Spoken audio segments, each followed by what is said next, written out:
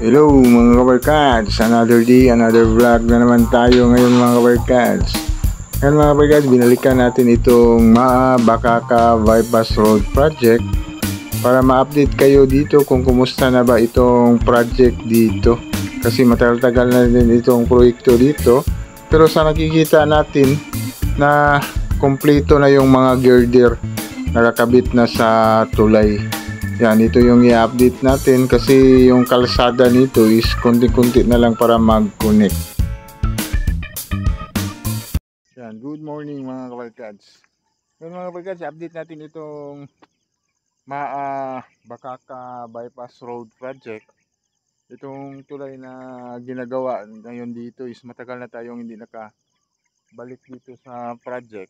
Kaso lang grabe yung putik. Oh, hindi natin napuntahan yung site kasi yung tulay doon is nakabit na nila yung mga girder. I-update sana natin, kaso lang grabe yung putik dito, ano?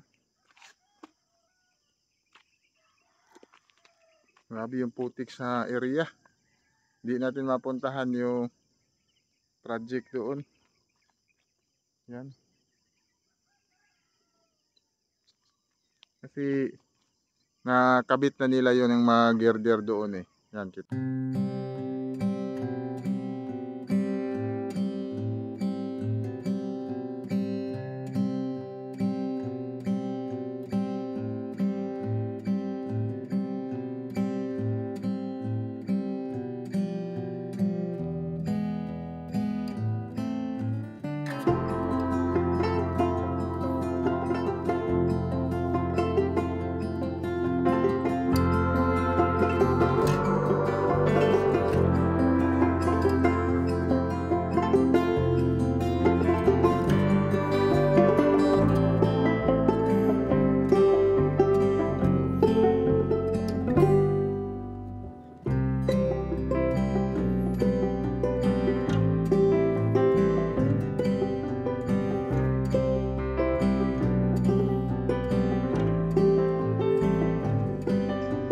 Ano, yan yung mga tulay na ginagawa ngayon dito.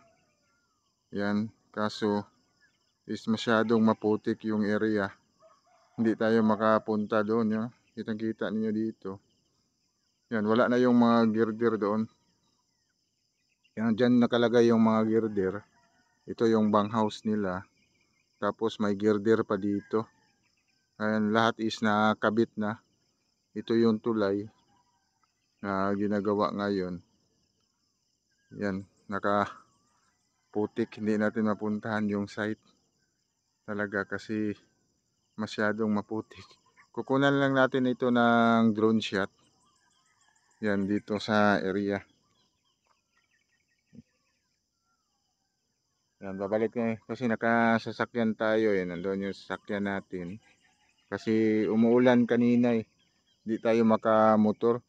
Kaya dito na area kapag umulan hindi talaga madaanan. Yan, papunta doon sa project. Siguro sa drone shot na lang tayo babawi. Ito pa natin kasi nakita niyo yung paan ko. Grabe yung putik dito. Yan. Kasi yung simento nila is hanggang dyan pa. Dyan yung sa may multicab na sasakyan ko. Hanggang dyan pa yung simento dito. Nakasimentado na yan dyan banda. From dito papunta doon sa tulay talaga ginagawa. Yan, ito yung tulay. Hindi pa yan simentado. Papunta pero mga ilang metro na lang ito siguro from dyan sa tulay na yan. Is hindi na simento, is papunta dito. Nasa mga 800 meters na lang siguro ito. Itong hindi na simento, na mga lapit na lang talaga. Tapos doon banda sa kabila is may old road doon from tulay papunta ng old road. Nasa 800 meters lang. Kapag matapos itong tulay, kung ito yung tatrabahuin nila, is madali na lang ito. Itong kalsada papunta doon sa MAA, yung bypass road dyan sa MAA. Yan, napakadali na lang ito. Kung talagang natagalan sila, ito lang tulay talaga. Natagalan sila yung mga kaibigan natin dyan sa Banghouse. Yan, shout out sa Rocky Construction. Sana pupunta tayo doon. Umulan buong araw dito sa Davao City. Kaya hindi natin mapuntahan talaga itong project dito. Siguro kukunan lang natin ito ng drone shot. Yan.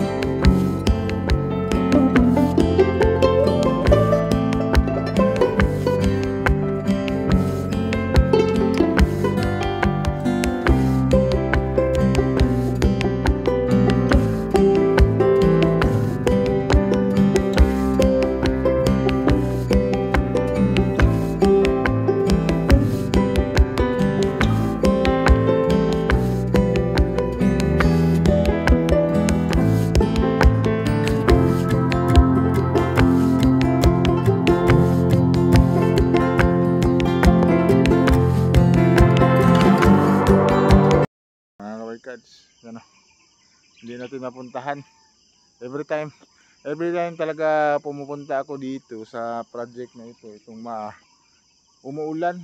Yan yung project dito kaya hindi natin mapasok talaga ito project dito sa grabe yung putik papunta doon. Kukunan na lang natin ito ng top view para makita ninyo yung kung gaano kataas yung gaano na kompleto na ba yung mga girder na lagay dyan sa tulay na yan, kasi matagal na din itong project dito yan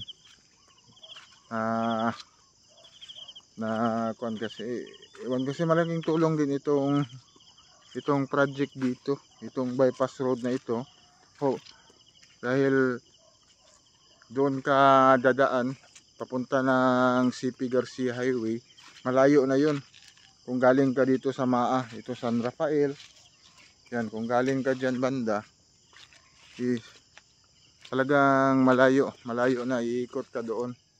Pero kung dito ka na dadaan, papunta ka ng Bakaka, yan, napakalapit lang dito na sukat nyo. Kaso lang hindi pa pero konti na lang itong